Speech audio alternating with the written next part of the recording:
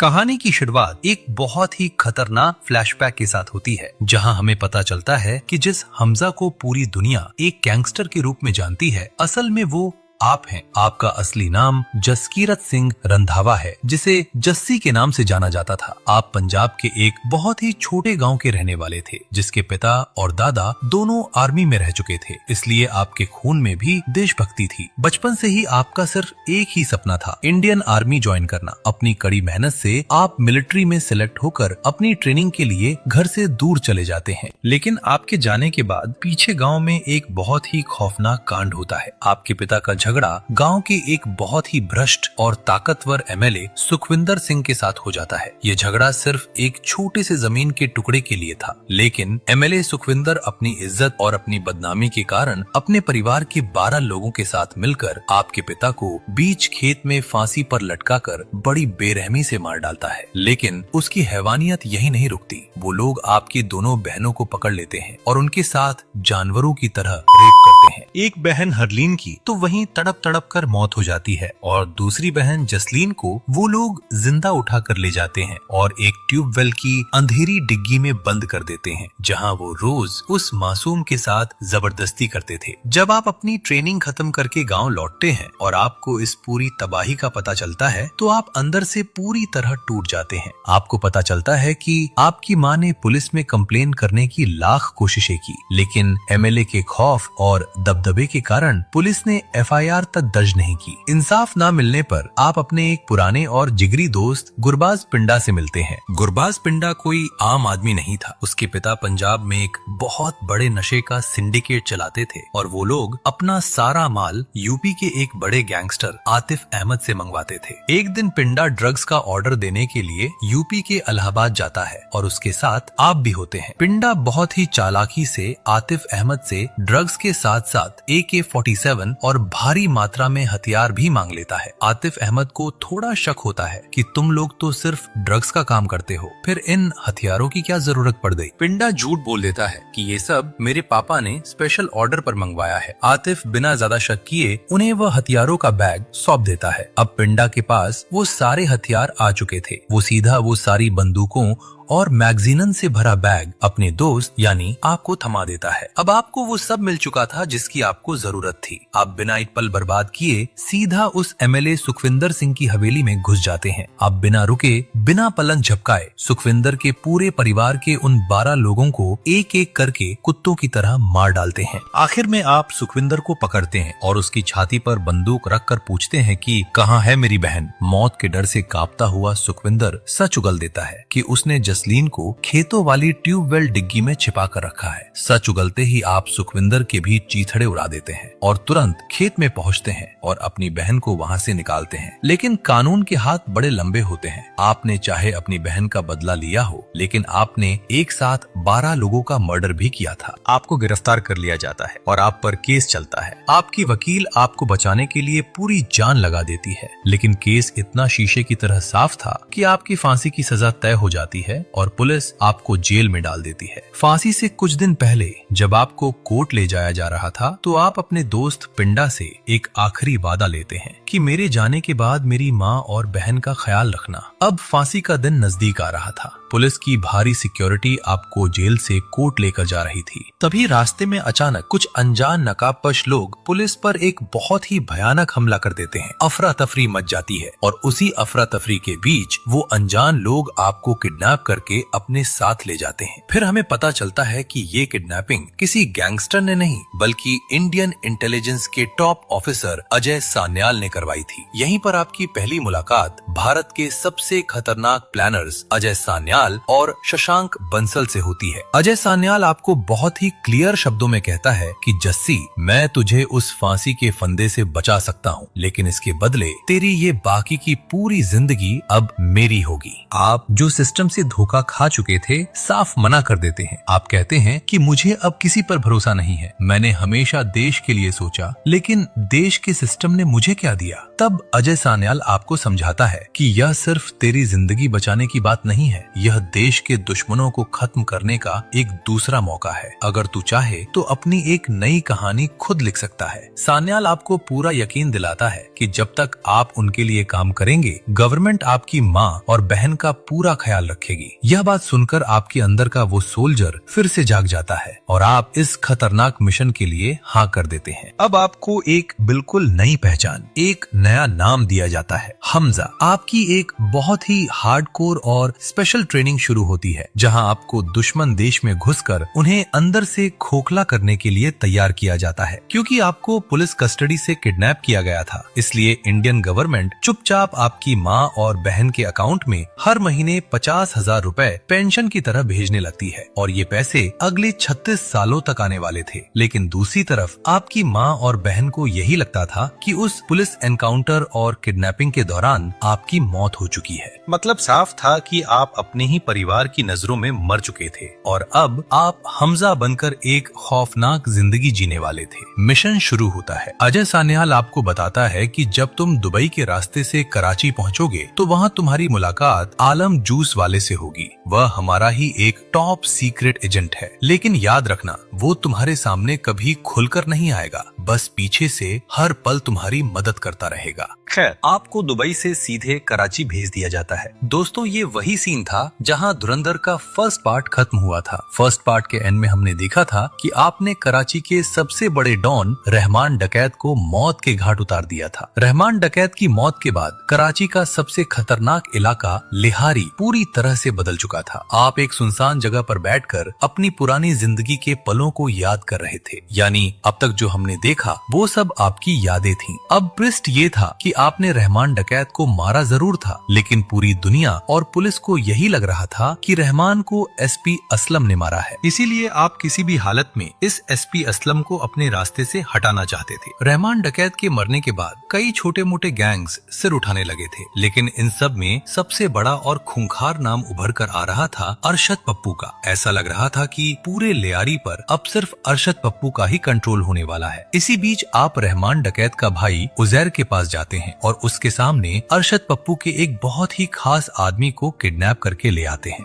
यहाँ कहानी में एक और माइंड ब्लोइंग ट्विस्ट आता है कि आपका एक और साथी रिजवान भी असल में एक इंडियन एजेंट है, जो बहुत ही चालाकी से दुश्मन के गैंग में घुसकर उनके लिए काम कर रहा था। रिजवान आपके ही इशारे पर उजैर को भड़काता है और कहता है कि एसपी असलम के साथ साथ रहमान डकैत की मौत में इस अरशद पप्पू का भी पूरा हाथ था। ये झूठ सुनते ही उजैर का खून खौल उठता है। अब वह अरशद पप्पू को जिंदा नहीं छोड़ना चाहता था और क्योंकि उजैर के पीछे अब एक बहुत बड़ा दिमाग यानी आप खड़े थे, इसलिए उजैर को एक अलग ही लेवल की ताकत मिल जाती है। अब आप और उजैर मिलकर पूरे लियारी में खौफ और दहशत फैलाना शुरू कर देते हैं। दोनों गैंग्स अरशद पप्पू और आपकी गैंग के बीच एक बहुत ही भयानक गैंग वॉर शुरू हो जाती है, जिसके कारण पूरे लियारी में बहुत ही डरावना माहौल बन जाता है। इन रोज रोज के हमलों और खून खराबे से डरकर अरशद पप्पू एक बिल में छुप कर बैठ जाता है। तब आप एक बहुत ही खतरनाक मास्टर प्लान बनाते हैं। आप उजैर से कहते हैं कि पूरे लियारी में आग लगा दो, हर जगह बम फोड़ो ताकि वो चूहा बिल से बाहर निकलने पर मजबूर हो जाए। इसके बाद आप और उजैर पूरे लियारी में तबाही मचा देते हैं। चारों तरफ ब्लास्ट होने लगते हैं और शहर में आग लगा दी जाती है। ये सब देखकर बिल में छुपा हुआ अरशद पप्पू डरकर अपने सबसे भरोसेमंद आदमी जमाली को फोन करता है और कहता है कि उसे यहाँ से बाहर निकाले।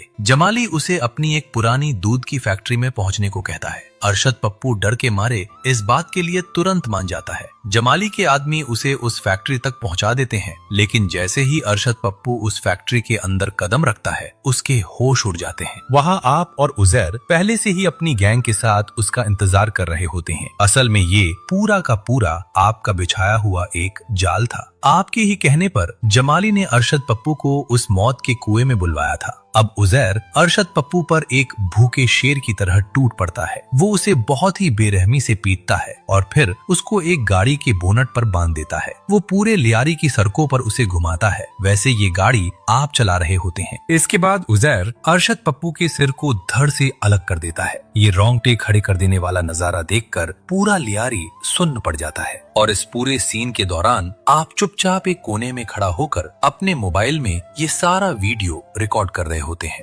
अगले सीन में हम देखते हैं कि आपका रिकॉर्ड किया हुआ वो वीडियो जमाली, इकबाल और एसपी असलम एक साथ बैठकर देख रहे होते हैं। वीडियो देखकर एसपी असलम तुरंत समझ जाता है कि उजैर का अगला टारगेट अब वही है। इसलिए असलम एक काउंटर प्लान बनाता है कि वो उजैर को गिरफ्तार करवाएगा और जेल के अंदर ही उसे मरवा देगा। लेकिन जमाली, जो अब आपका खास था, ये सारी बातें सुन लेता है और तुरंत जाकर आपको पूरा प्लान बता देता है। आप तुरंत उजैर के पास पहुंचते हैं और उसे समझाते हैं कि एसपी असलम तुम्हें जेल में मरवाने का प्लान बना रहा है। तुम कुछ दिनों के लिए दुबई चले जाओ, यहाँ का मामला मैं खुद संभाल लूंगा। लेकिन असल गेम तो कुछ और ही था। आप अंदर ही अंदर खुद भी यही चाहते थे कि उजैर यहाँ से हट जाए, क्योंकि अगर उजैर चला जाता है तो पूरे लियारी के अंडरवर्ल्ड पर सिर्फ और सिर्फ आपका राज होगा। उजैर दुबई के लिए निकल जाता है और यही तो आप चाहते थे। जैसे ही उजैर रास्ते से हटता है, आप सीधा जाकर रहमान डकैत की गद्दी पर बैठ जाते हैं और अब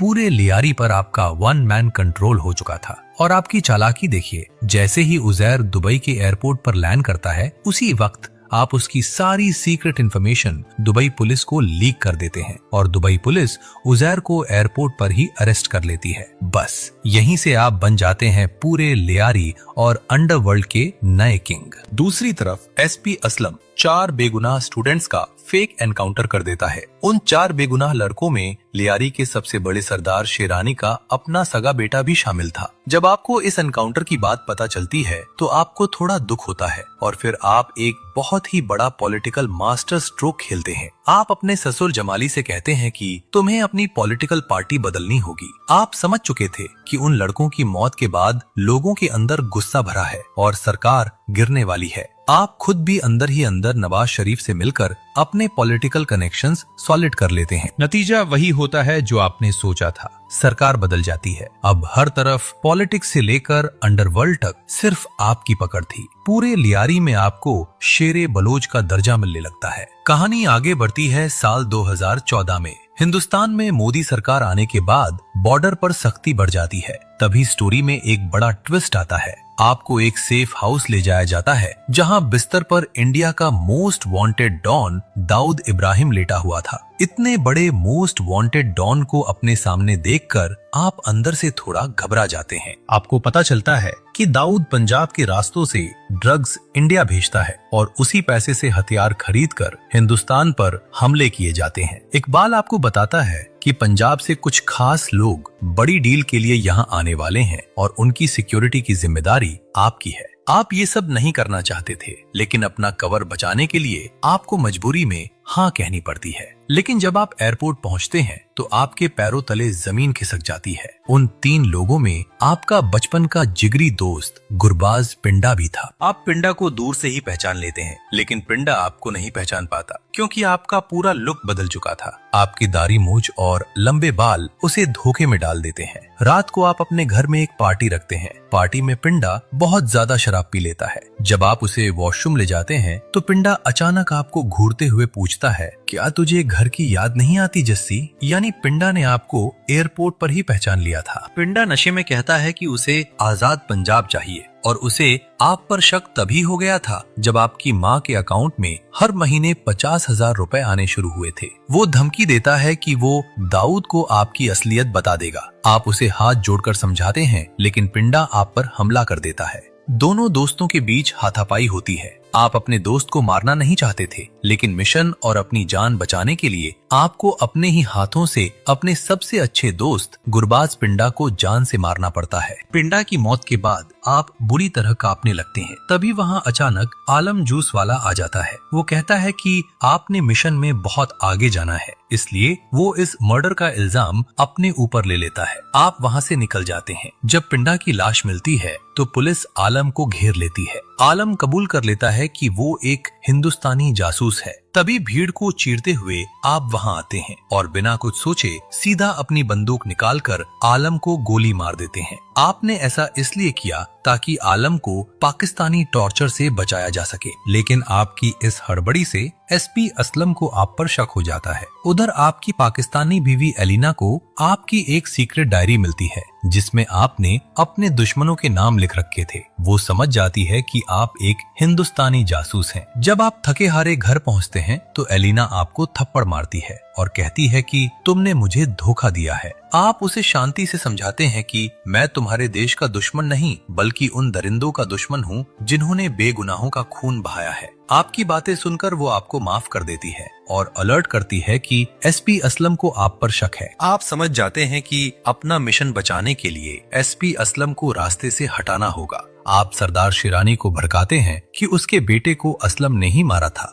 जैसे ही आपको असलम की रूट की खबर मिलती है, आप शिरानी को इन्फॉर्म कर देते हैं। बलोच आर्मी असलम के काफिले पर हमला करती है और एक सुसाइड ब्लास्ट में एसपी असलम के चीथड़े उड़ जाते हैं। इसी बीच आप अजय सान्याल को खबर देते हैं कि दाऊद नकली करेंसी इंडिया भेजने वाला है, जिसके बाद भारत में नोटबंदी हो जाती है और दाऊद का अरबों का बिजनेस रद्दी बन जाता है। अब अजय सान्याल आपको खुला ऑर्डर देते हैं, जितने दुश्मनों को मार सको चुन चुन कर मार दो। आप एक्शन मोड में आते हैं और कई आतंकवादियों को मौत के घाट उतार देते हैं। तभी कहानी में एक नई एजेंट साजिया की एंट्री होती है, जो आपको एक खतरनाक जहर देती है ताकि आप उसे दाऊद तक पहुंचा सकें। लेकिन दाऊद की सिक्योरिटी बहुत टाइट थी। उधर पाकिस्तानी ऑफिसर उमर आपकी बीवी एलिना के पास पहुंचकर उसके बच्चे पर बंदूक तान देता है, जिससे डरकर एलिना सच उगल देती है कि आप एक इंडियन एजेंट हैं। इकबाल को आपका सच पता चल जाता है और वो आपको घेर कर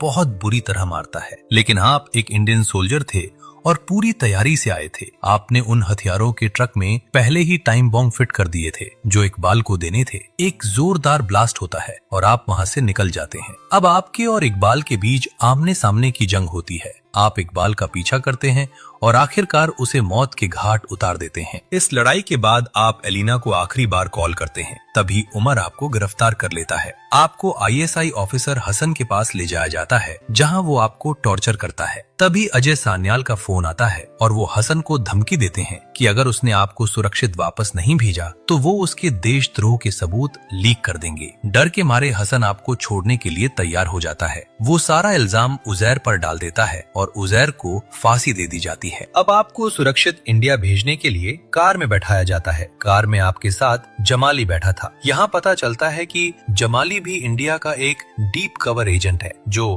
45 सालों से वहाँ था। वो बताता है कि जो जहर आप दाऊद को देना चाहते थे वो उसने पहले ही दे दिया है। आप अपनी बीवी और बच्चे के बारे में पूछते हैं तो जमाली कहता है कि उन्हें भूल जाना ही बेहतर है। अंत में आप वापस अपने जस्सी वाले किरदार में आ जाते हैं। आप सुरक्षित इंडिया लौट आते हैं और अपने पंजाब वाले गांव पहुंचते हैं। आप छुपकर दूर से देखते हैं कि आपकी माँ और बहन खुशहाल जिंदगी जी रहे हैं। उन्होंने मान लिया है कि जस्सी मर चुका है। अपने परिवार को खुश देखकर आपके चेहरे पर एक सुकून वाली मुस्कान आती है। आप तय करते हैं कि आप अब कभी उनके सामने नहीं जाएंगे, क्योंकि अब आप एक आम इंसान नहीं बल्कि इंडिया के एक बहुत खतरनाक ब्लैक ऑप्स एजेंट बन चुके थे और आपका अगला मिशन आपका इंतजार कर रहा था।